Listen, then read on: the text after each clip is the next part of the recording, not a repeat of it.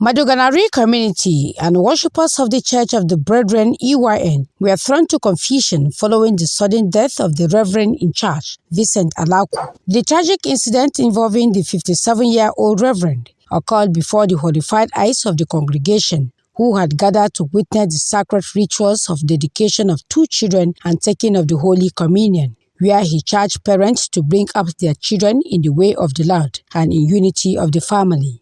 His final words still linger in the air when he suddenly collapsed. On that fateful Sunday, Reverend Alaku's wife, Pastor Helen Alaku, was scheduled to preach after the dedication. Instead, she witnessed her husband's sudden demise, with frantic effort made in prayers by the congregation to bring him back to life. But God's perfect time prevailed.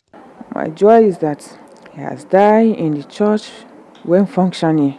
In John chapter 14, he said we should not worry. He will go and prepare a place for us, that he will come and take us with him. Which I believe my husband is with the Lord. His death has not come as a surprise to us because he has lived a fulfilled life. His death is not a shock because I know it must happen. Because as a Christian background, we know everything must come like that. So we have to just have that mind that once he comes, you take it. Besides spiritual and divine attachment to the sudden death, medical experts provide answers to such kind of death. The time that is needed to relieve that stress, most of us do not actually do that.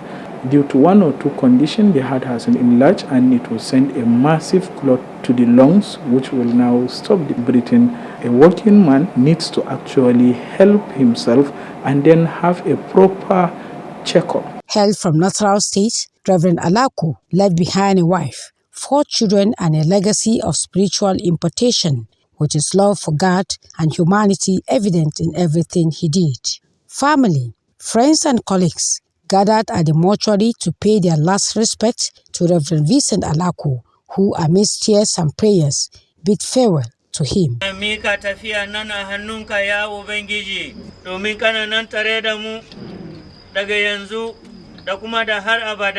Alaku's body has been transported to Natural State for final interment.